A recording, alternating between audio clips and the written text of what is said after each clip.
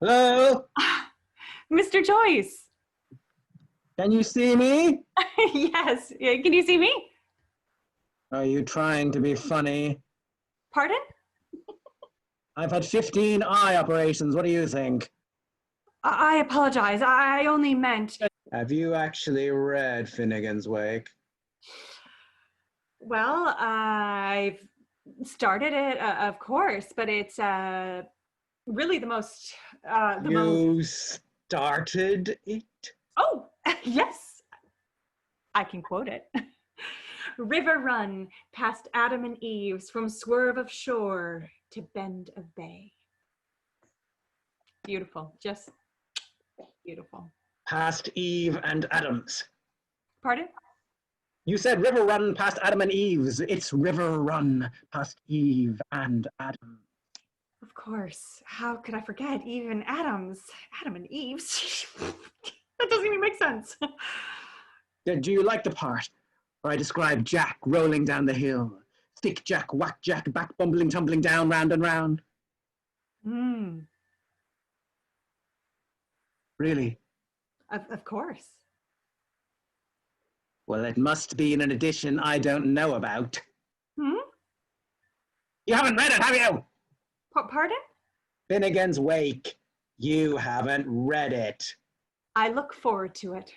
The thing that makes me the greatest writer of all time, over Shakespeare, Dante, and the others,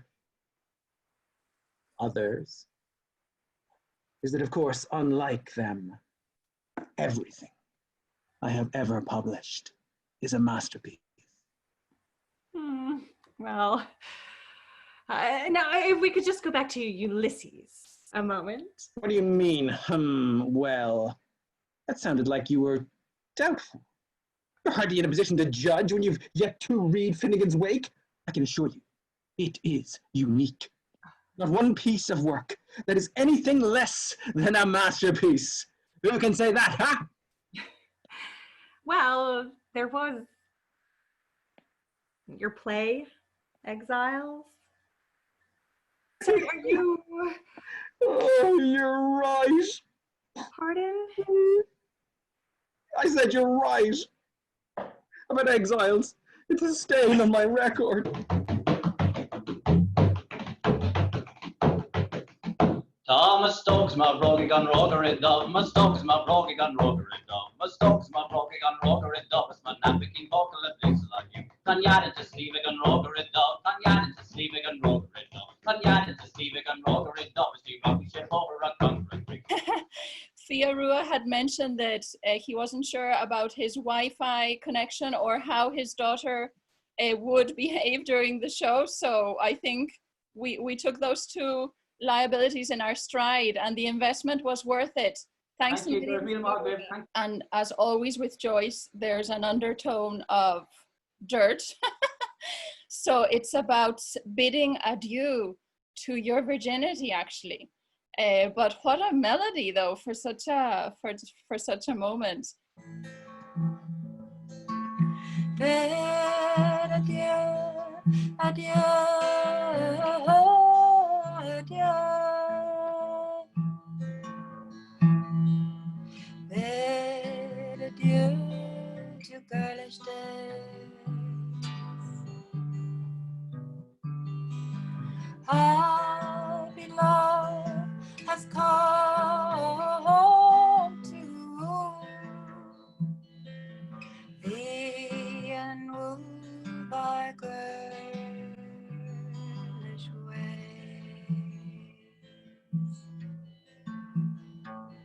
A piece from the short story The Dead, which, as you know, happens at Christmas time in Dublin.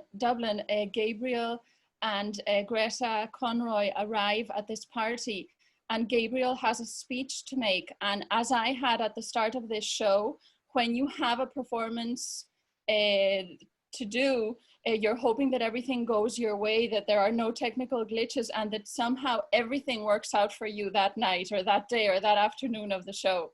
So he arrives with great expectation and has his first false footing when he says something to Lily, the girl who takes his coat, and it doesn't go down well. She says, "You men are full of palaver."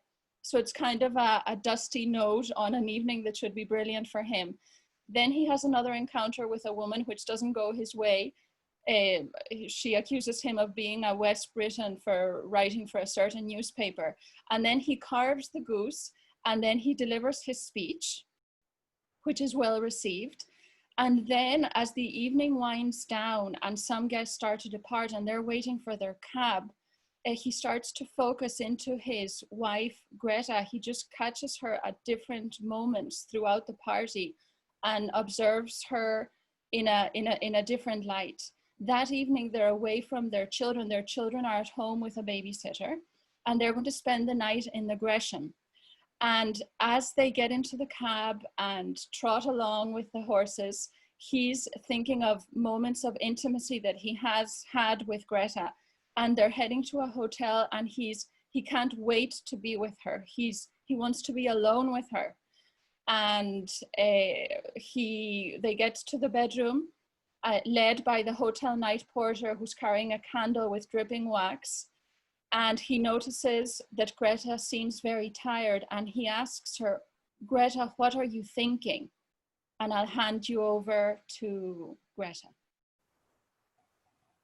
Oh, I'm thinking about that song, The Last Lochran. I'm thinking about a person long ago who used to sing that song. It was a person I used to know in Galway when I was living with my grandmother. It was a young boy I used to know named Michael Fury. Frail the white rose, and frail are her hands that gave, whose soul is sear and paler than time's wan wave. Rose frail and fair yet frailest, a wonder wild, in gentle eyes thou veilest, my blue-veined child. Ladies and gentlemen, stop share, perfect. I focused on this poem in preparation for this show, and I thought that it's conceivable that because this poem is written for Lucia and she was around 6 years old, it's conceivable that James Joyce had read to her or told her about the story of Snow White and Rose Red, which is about two very different girls. The Snow White is very introvert, likes to be at home and is very quiet, and Red Rose is quite the opposite. The story is also about a bear that is under a spell by a dwarf and is actually a prince. The fact that he compares his daughter to a white rose, her purity, her whiteness, her frailty, and I think that he deliberately plays with the word rose frail. So there's Snow White, Rose Red, and Rose Frail, and that's Lucia. Pale, frail, frailest, and her skin translucent and blue-veined, and a possible suggestion of royal blood, a regality about her, even at her tender age of 6 years old. And also, if you Google the word blue-veined, it's often used to describe blue cheese. And this is where my mind was going, that James Joyce loved gorgonzola, and gorgonzola is very crumbly and delicate and very sharp, or can be very soft in flavor. So I don't know if I'd like my father to describe me or compare me to blue cheese, but I think that it's somewhere in James Joyce's mind, who's reputed to be like a magpie, like all of this knowledge, and all of a sudden he puts it in a poem, you know, just like that. That's what makes him brilliant, I suppose. On Raglan Road, on an autumn day, I saw her first and knew. And he asked me, would I? Yes, to say yes, my mountain flower. At first I put my arms around him, yes. and drew him down to me so he could feel my breast, all perfume, yes. And his heart was going like mad. And yes, I said, yes, I will, yes.